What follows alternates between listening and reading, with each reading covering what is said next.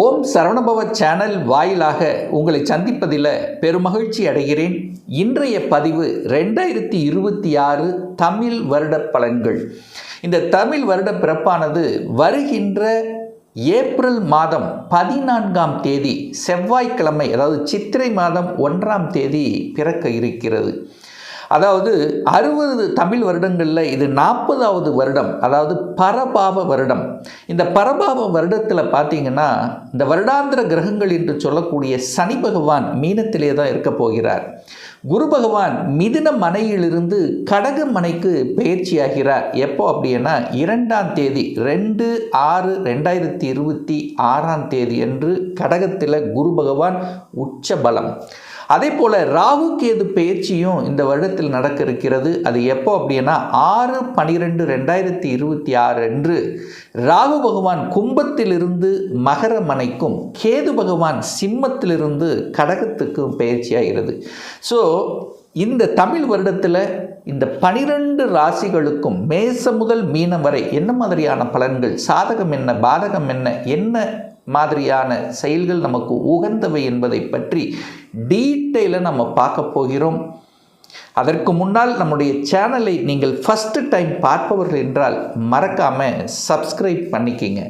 மகர ராசி என்பர்களே, 2026 தமிழ் புத்தாண்டு எப்படி இருக்க போகுது? உங்கள் ராசிநாதன் சனி பகவான் 3ஆம் இடத்திலேயே தான் இந்த வருடம் பூரா இருக்க போகிறார். முயற்சி ஸ்தானத்தில் தைரிய வீரியத்தை கொடுக்கக்கூடிய 3ஆம் இடத்தில் இந்த வருடம் முழுவதும் அமர்ந்து கொண்டு தைரியத்தோடும் தெம்பாகவும் எதையும் சாதிக்கணும் அப்படிங்கிற எண்ணத்தோடு செயல்பட்டு கொண்டு இருப்பார். அதே போல் இந்த வருடம் பார்த்திங்கன்னா குரு பயிற்சி நடக்க இருக்கிறது. எப்போ அப்படின்னா ஜூன் மாதம் 2ஆம் தேதி. இதுவரைக்கும் 6ஆம் இடம், உங்கள் ராசிக்கு 6ஆம் இடத்தில் இருந்த குரு பகவான் இப்போ 7ஆம் இடம் என்று சொல்லக்கூடிய திருமணஸ்தானத்தில் வந்து அமர்ந்து கொண்டு உச்ச பலம் அடைய போகுது. அப்போது உச்ச பலம் அடைந்து உங்கள் ராசியை பார்க்கிறது ஒரு அற்புதமான ஒரு பீரியட் அப்படின்னு நம்ம சொல்லலாம். அடுத்து இந்த வருடம் பார்த்திங்கன்னா ராகு கேது பயிற்சிகளும் நடக்க இருக்கிறது. அது எப்போ சார் நடக்குது அப்படின்னா டிசம்பர் மாதம் 6ஆம் தேதி ராகு பகவான் இதுவரைக்கும் குடும்பஸ்தானத்திலிருந்து இப்போ உங்கள் ராசியிலையும், 8ஆம் இடத்திலிருந்து வந்த கேது பகவான் இப்போ 7ஆம் இடமான திருமணஸ்தானத்திலையும் போய் அமர இருக்கிறது. அப்போது ராசிநாதன் முயற்சி ஸ்தானத்தில் அமர்ந்து கொண்டு குருவின் பார்வையில் பெற்றிருக்கிறது ஒரு அற்புதமான ஒரு அமைப்பு. அப்போது தன்னம்பிக்கை வளரும். அப்போ இதுவரைக்கும் ஒரு குழப்பமான மனநிலையில் இருக்கின்றவர்கள், நான் இன்னும் முன்னேற முடியல, உயர்வு அடைய முடியல என்று இருக்கக்கூடிய மகரத்துக்கு இந்த வருடம் கண்டிப்பாக உயர்வை சந்திக்கக்கூடிய ஒரு வருடம்தான். சார் எப்படி சார் சொல்கிறீங்க? உங்கள் ராசியை குரு பார்க்குறார். காலச்சக்கரத்தினுடைய 9க்குரியவனான குரு பகவான், காலச்சக்கரத்தினுடைய 10க்குரியவனான சனி பகவான், அந்த 2 கனெக்ட் ஆகுது அப்போ மிகப்பெரிய பொருளாதார உயர்வை தரக்கூடிய ஒரு வருடமாக கண்டிப்பாக இருக்க போகுது. அதே சமயத்தில் குரு உங்கள் ராசியை பார்க்குறார். முயற்சி ஸ்தானத்தின் அதிபதியான குரு பகவான் உங்கள் ராசியை பார்க்கிறது. அப்போ கடவுளினுடைய அனுகிரகம் என்பது கண்டிப்பாக உண்டு. போன வருஷம் எத்தனையோ பிரார்த்தனை பண்ண எத்தனையோ வழிபாடு எடுத்தோம், பெருசாக நன்மைகள் நடக்கலை அப்படின்னு இருக்கக்கூடியவர்களுக்கெல்லாம் இந்த வருடம் மிகப்பெரிய நன்மைகள் தர காத்து கொண்டு இருக்குது. அதே சமயத்தில் செலவும் இருக்கும். விரைய செலவுகள் விட சுப விரயங்கள், நிறைய சுப விரயங்கள் செய்வீங்க. என்ன, வீடு கட்டி வீடு புண்ணியரசனம் செய்வது, குழந்தைகளுக்கு திருமணம் செய்வது, குழந்தைகளுக்கு வேண்டிய அத்தனை விஷயங்களும் செய்து தரக்கூடிய ஒரு வருடமாக இந்த மகரத்துக்கு அமைய போகுது. அப்போ அந்த குரு பகவான் உங்கள் ராசியை பார்க்கக்கூடிய நிகழ்வு இந்த ஜூன் மாதம் நடக்குது. இந்த ஜூன் மாதத்துக்கு அப்புறம் நல்லவைகள் நடக்கும். ஏன்னா குரு அப்படிங்கிறது ஒரு சுப கிரகம் 7ஆம் இடத்துல வந்து அமர்க்கும். அப்படிங்கும்போது அந்த குரு பலன் இருக்குது. இப்போ நிறைய பேர்த்துக்கு திருமணம் நடக்கும். குரு உச்ச பலம் அடைய போகுது. அப்போ மகர ராசி அன்பர்களுக்கு இந்த வருடம் ஜூன் மாதத்துக்கு அப்புறம் திருமண வாய்ப்புகள் கைகூடும். எத்தனையோ வாய்ப்புகள் வந்து சார் திருமணம் செட் ஆகலை, வரனை பார்த்தோம் ஒன்றும் நடக்கலை, அல்லது வரன் கரெக்டாக அமையலை, அல்லது பையன் அல்லது பொண்ணு திருமணம் வேண்டாம் அப்படின்னு சொல்லிட்டு இருந்தாங்க. ஏதோ ஒரு வகையில் ஒரு குளறுபடிகளோடு இருக்கக்கூடிய இந்த மகரத்துக்கு இந்த ஜூன் மாதத்துக்கு அப்புறம் திருமண வாய்ப்புகள் தேடி வரும். தங்கு தடை இல்லாமல் டக்குன்னு நடக்கும். அப்போ திருமண விஷயங்களில் சக்ஸஸ் கொடுக்கக்கூடிய ஒரு நல்ல வருடம் இந்த மகர ராசி மகர லக்ன அன்பர்களுக்கு அப்படிங்கிறத ஸ்ட்ராங்காக சொல்லலாம். அடுத்த தொழில், கூட்டு தொழில் அமையும். அதாவது நிறைய பேர் ஒரு கூட்டு தொழில் ஆரம்பிக்கணும், இது வரைக்கும் சொந்த வேலையில் தான் சார் இருக்கிறேன், ஒரு தொழில் ஆரம்பிக்கணும் அப்படிங்கிற எண்ண உந்துதலை அதிகமாக ஏற்படுத்தும், திங்க் பண்ண வைக்கும். ஏன் நம்ம செய்யக்கூடாது, நாம் ஏன் முதலாளி ஆகக்கூடாது, நாம் ஏன் சொந்தமாக ஒரு சுயமாக நம்முடைய அறிவு வச்சுக்கிட்டு ஏன் செய்யக்கூடாது, இப்படியெல்லாம் நிறைய திங்கிங் ப்ராசஸ் இருக்கும். அது உங்கள் குடும்பத்துக்குள்ள ஒரு டிஸ்கஸ் நடக்கும், ஒரு நல்ல முடிவை எடுக்கக்கூடிய ஒரு வருடமாகவே அமையப் போகிறது. அது கணவன் மனைவி 2 பேரும் சேர்ந்து செய்யக்கூடிய அமைப்புகளும் உண்டு. பிரயாணங்கள் நல்லா இருக்கும். பிரயாணங்கள், ட்ராவல் பண்ணக்கூடிய அமைப்புகள், அதை சார்ந்த துறையாக இருக்கின்றவர்கள், டிரான்ஸ்போர்ட் சம்பந்தப்பட்ட துறையில் இருக்கின்றவர்கள், வியாபாரம் சம்பந்தப்பட்ட ஒரு பொருளை இங்கே வாங்கி அங்கே கொடுக்கறது, தரகு, கமிஷன், மார்க்கெட்டிங், தன்னுடைய பேச்சை வைத்து செய்யக்கூடிய தொழில்கள். ஏன்னா சனி 2ஆம் அதிபதி அல்லவா, குரு பார்க்குறார். அப்போ பேச்சை வைத்து செய்யக்கூடிய தொழில்கள், இதெல்லாமே நல்லபடியாக இருக்கக்கூடிய அமைப்புகள், சந்தர்ப்பங்கள் உண்டு. முதலீடுகள் கண்டிப்பாக ஏற்படுத்தும். அதே சமயத்தில் பார்த்திங்கன்னா ஒப்பந்தங்களை கொடுக்கும். வியாபாரம் நல்லா இருக்கும், நல்லபடியாக நடக்கும். சிறு வியாபாரம், பெரிய வியாபாரம், எந்த மாதிரியான வியாபாரமாக இருந்தாலும் மகரத்துக்கு இனி நல்லது நடக்க போகுது அப்படின்னு சொல்லலாம்.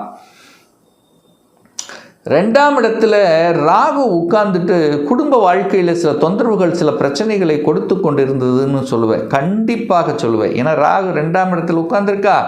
ராகுங்கிறது ஒரு பாம்பு கிரகமா. இப்போ ஏதோ ஒரு வகையில் பாம்பு என்ன பண்ணும், கொத்தத்தான் செய்யும். ஏதோ ஒரு வகையில் உபத்திரம், தொந்தரவு, கோபம் படுதல், கணவன் மனைவிக்குள்ள கோபம், அல்லது குடும்பத்துக்குள்ள ஒரு வகையான விரிசல்கள், ஒரு கருத்து வேற்றுமைகள், ஒரு மன திருப்தி இல்லாத தன்மை, இதெல்லாம் இருக்கக்கூடிய மகரத்துக்கு இப்போ அது விடுதலை. இந்த வருடம் கண்டிப்பாக விடுதலையாக போகிறது. குடும்பத்துக்குள்ள அமைதி கிடைக்கப் போகிறது. குடும்பத்துக்குள்ள ஒருவருக்கொருவர் புரிந்து கொள்ளக்கூடிய உணர்வுகள் கண்டிப்பாக ஏற்படுத்தும். திருமண பந்தத்தில் விலகியிருந்தவர்கள் கூட ஒன்று சேர்வதற்கான வாய்ப்புகள், சந்தர்ப்பங்கள் உண்டு. ஏற்கனவே குடும்ப உறவுகளிலிருந்து பிரிந்தவர்கள், டிவோர்ஸ் ஆனவர்கள் 2ஆம் திருமணம், மறுமணம் செய்யக்கூடிய எண்ண உணர்வுகள், ஆசைகளை தூண்டக்கூடிய ஒரு வருடமாக இந்த மகரத்துக்கு நிச்சயமாக அமையும். நிறைய பேர் சொந்த வீடு வாங்குவீங்க, ஒரு சின்ன இடம் வாங்கி வச்சுருப்பீங்க, இப்போ அதில் கட்டணும் அப்படிங்கிற எண்ணங்களை உருவாக்கும். இடம் வாங்கி வைத்தவர்கள் இப்போ வீடு கட்டக்கூடிய எண்ணங்கள், இல்லை சார் நான் இடமெல்லாம் வாங்கலை, கட்டின வீட்டை வாங்கக்கூடிய எண்ண உணர்வுகள் கண்டிப்பாக உண்டு.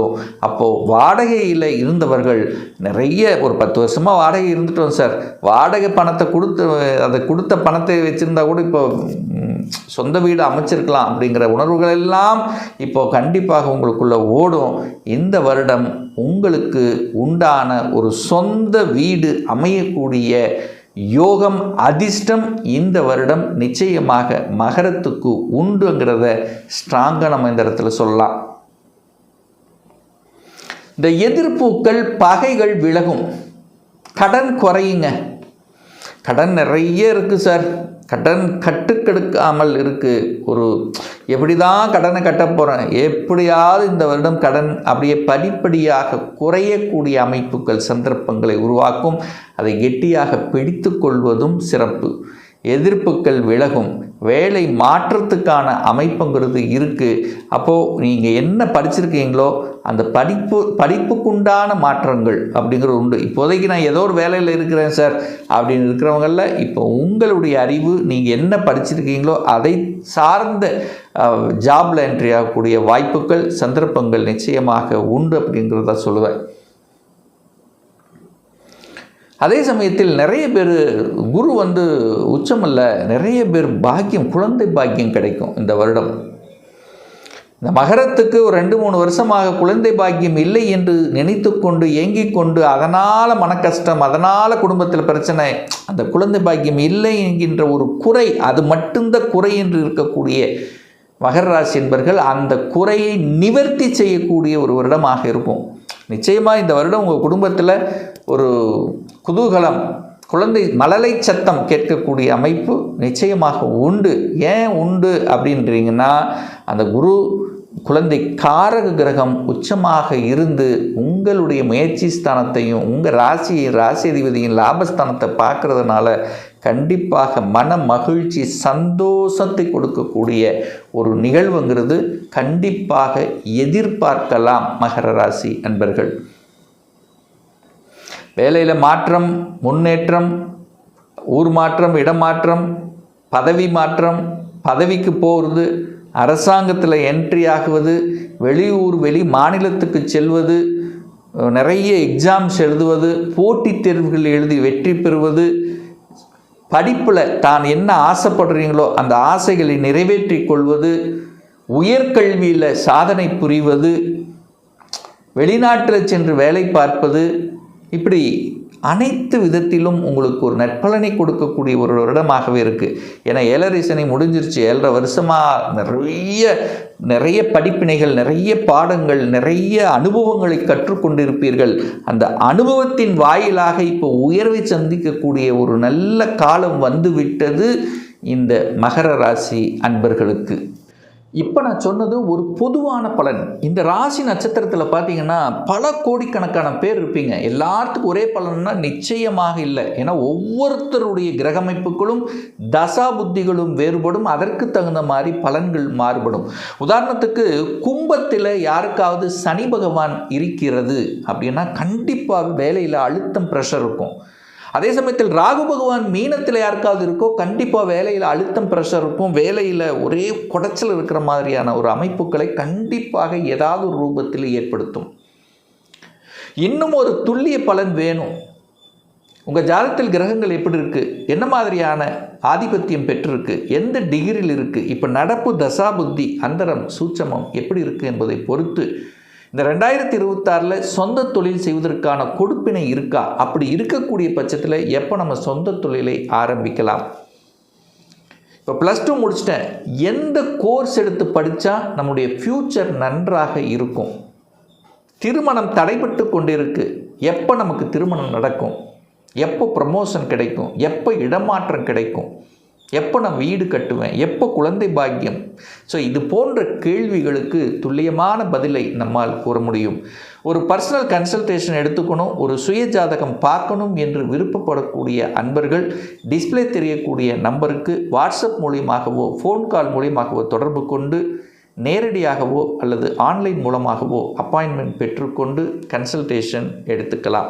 நம்முடைய அலுவலகம் கோயம்புத்தூரில் அமைந்துள்ளது. அதாவது கோயம்புத்தூரிலிருந்து மேட்டுப்பாளையம் செல்லும் வழியில் வெள்ளக்கிணர் பிரிவு அன்னபூர்ணா ஹோட்டலுக்கு அருகாமையில் அமைந்துள்ளது.